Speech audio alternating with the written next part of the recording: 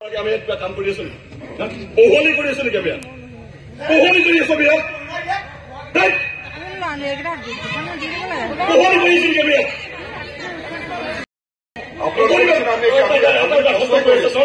শব্দ কৰি আছো ধৰিব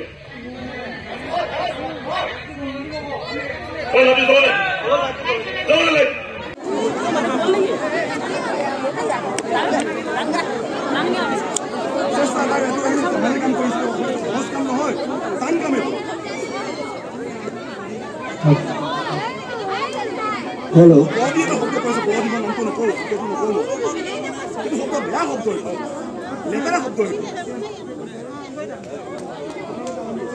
মানে নাটক এতিয়া মঞ্চৰ ওপৰত অভিনয় কৰি আছে আমাৰ যিখিনি আৰ্টিষ্ট আছে মহিলা শিল্পী যিখিনি অভিনয় কৰি আছে আমাৰ আজি গোলাম নাটকখন চলি আছিলে গোলাম নাটকখন যিটো থানাৰ চিনত আমাৰ 3জন মহিলা মানুহ থাকে তো সন্মুখৰ পৰা এজন ব্যক্তিয়ে বহুত বেয়া ৱাৰ্ড কৈছে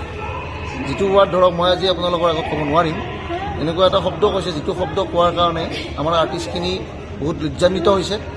আৰু আমাৰ আৰ্টিষ্টখিনিয়ে নাটকখন বন্ধ কৰি উভতি ধৰিবলগীয়া এটা পৰিৱেশৰ সৃষ্টি হৈছে কিন্তু যিজন ব্যক্তিয়ে কৈছিল সেই মানুহজনক আমাৰ আহ্বায়ক সমিতি আৰু দৰ্শকে পেণ্ডেলৰ পৰা উলিয়াই পঠিয়াইছে বৰ্তমান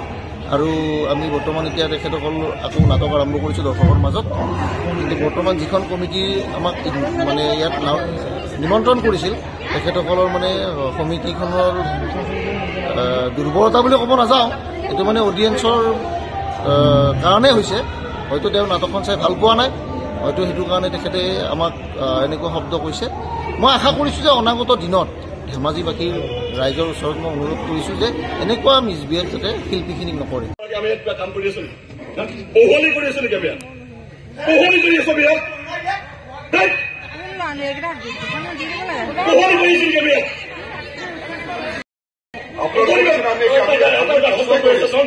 শব্দ কৰি আছো ধৰিব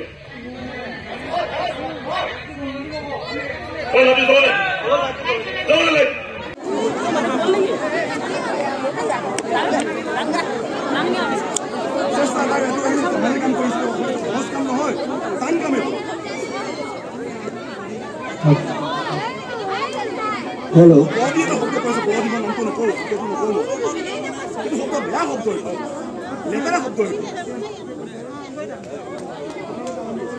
মানে নাটক এতিয়া মঞ্চৰ ওপৰত অভিনয় কৰি আছে আমাৰ যিখিনি আৰ্টিষ্ট আছে মহিলা শিল্পী যিখিনি অভিনয় কৰি আছে আমাৰ আজি গোলাম নাটকখন চলি আছিলে গোলাম নাটকখন যিটো থানাৰ চিনত আমাৰ 3জন মহিলা মানুহ থাকে তো সন্মুখৰ পৰা এজন ব্যক্তিয়ে বহুত বেয়া ৱাৰ্ড কৈছে যিটো ৱাৰ্ড ধৰক মই আজি আপোনালোকৰ আগত ক'ব নোৱাৰিম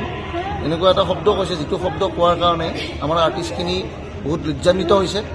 আৰু আমাৰ আৰ্টিষ্টখিনিয়ে নাটকখন বন্ধ কৰি উভতি ধৰিবলগীয়া এটা পৰিৱেশৰ সৃষ্টি হৈছে কিন্তু যিজন ব্যক্তিয়ে কৈছিল সেই মানুহজনক আমাৰ আহ্বায়ক সমিতি আৰু দৰ্শকে পেণ্ডেলৰ পৰা